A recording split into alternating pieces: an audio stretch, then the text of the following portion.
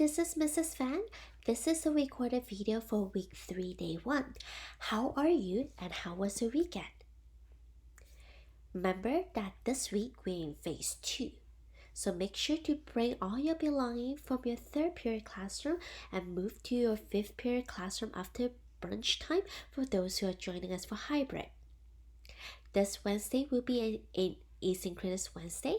We'll still have an office hour from 1 to 2 p.m. on Wednesday. Let's do a review on genetics and then we'll do a quiz it, and then after we will take a stretch break. So let's review on what we have learned last week. Last week, we talked about a very famous scientist named Gregor Mendel. In one of his very famous genetic experiments, he bred green seeded plant and also yellow seeded plant together. But one of the very strange things that we see is that if we think about a mixture of green and yellow, then we should get a color somewhere in between yellow and green. However, what we are seeing is that all the seeds that come out from it, they're all yellow. Now, what is more strange is that when we breed this hybrid seeds, again, this one right here, as they grow up, we call them the hybrid seed. When they are bred together and somehow the green trait reappear again. So we can see that in one generation, we don't see any green seed at all. And then in the following generation, we suddenly see a green seed again, and they always appear in this 3-to-1 ratio of 3 yellow seed and 1 green seed. And again, this is following the law of dominance, that when 2 different alleles are present, only one is dominant, and that is the one that will be expressed. So in this scenario, yellow seed is the dominant traits, and that is represented by the capital Y. And the yellow seed is the recessive trait, which is represented by the lowercase y. Now, let's take a look at a few more nomenclature.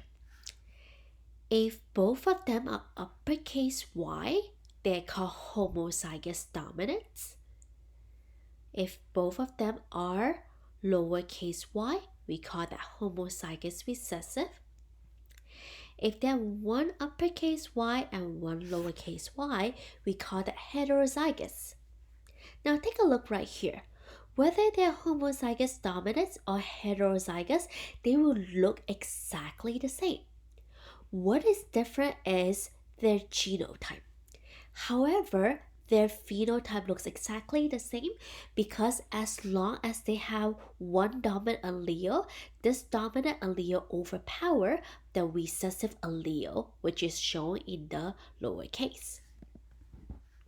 Let's try it with the quiz it practice. Make sure to click on the link below in the description to practice on Quizlet to see how much you know. Have you taken a stretch break yet? If you haven't, go ahead and pause for a moment, take a stretch break, and come back to learn about Punnett square. Alright, welcome back to our second half when we are going to dig into Punnett square. Punnett square is a tool for us to decide and for us to see what are the genotype of the offspring based on the genotype of the parents. So you can see right here, this one is the genotype of parents number 1, and this one is the genotype of parents number 2. In this case, I will refer to one as mom and one as dad. And right here, each of this box represent the genotype of each of the offspring. We are also going to learn about percentage, and we'll do it in 4, whether it's 0 out of 4, 1 out of 4, 2 out of 4, or in some cases we'll see later, 3 out of 4 or 4 out of 4.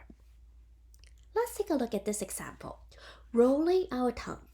This is the data that we collected from our class with over 151 sixth grader. And based on our data, we see that 77.5% of the sixth grader can roll their tongue, and 22.5% of the sixth grader cannot roll their tongue. And we see this pattern because being able to roll your tongue is a dominant trait. So that's why we see that it's more common versus not being to roll our tongue is a recessive trait, so we can see that it is relatively least common. Now, let's take a look. Make sure to go ahead, try out on a piece of paper together, try practicing writing it at the same time. Alright, so right here, scenario 1. Both parents can roll their tongue. Go ahead and pick a color for that. We're going to put the dash trait on the top right here. Again, try this on a piece of paper that you have. You can use any 2 color of pens that you can find. I'm going to use another color for mom right here on the side. So you can see the blue right here on the top represent dad, and the green color represent mom. You can basically use any color. I'm just using 2 colors so you can tell the difference. Now, how does this work? Right here, the dad is going to give 1 allele to 1 offspring and 1 allele to the other offspring. So based on what letter this is the same letter we'll put right here. Same thing right here. Since this is an uppercase T, we're going to put an uppercase T right here, and right here, uppercase T on the bottom. Now, let's go horizontally. The mom has 1 uppercase T. We put it on the left side and on the right side. Same thing as the bottom. Left and right. Well, what kind of results do you see at this time? This one right here, 2 uppercase T. Do you know what they are called? They're called homozygous dominants, because both of them are uppercase. So we see 100% of the offspring, 4 out of 4, 100% of the offspring are homozygous dominants. What does that mean? That also means that based on these results, all of their children will be able to roll their tongues. So again, if both parents are homozygous dominants and able to roll their tongue, then all of their children will also be able to roll their tongue. Let's take a look at the second scenario. What if both parents cannot roll their tongue? Again, both of them, they will have the recessive trait, cannot roll their tongue. Let's try it out. So again, I'll put 1 for dad on the top, and the other one I'm going to put mom on the side. So right here on the top, I'm going to bring this allele down to the top box and the bottom box. Same thing for this one.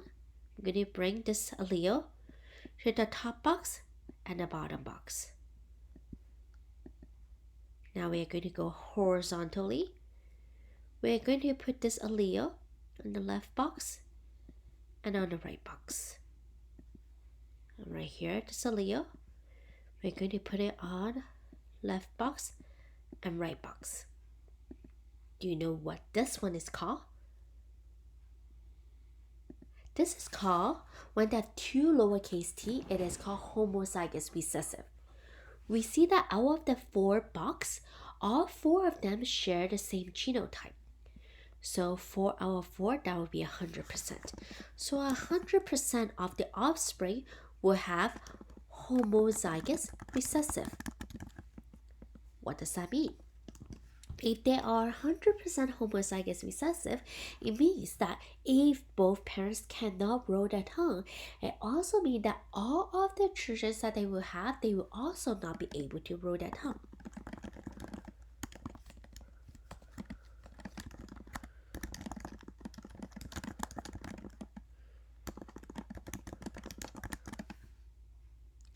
Let's take a look at scenario 3. Scenario 3. Both parents can roll their tongues, but they are both heterozygous. Let's try it out. Again, I'm going to put that on the top, uppercase T, lowercase t. I'm going to do the same thing on the side right here, uppercase T, lowercase t. Now, we're going to go from the top first.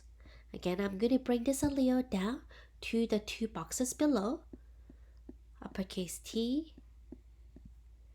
This time I'm lowercase t on the right, and I'm going to bring it down to this two box.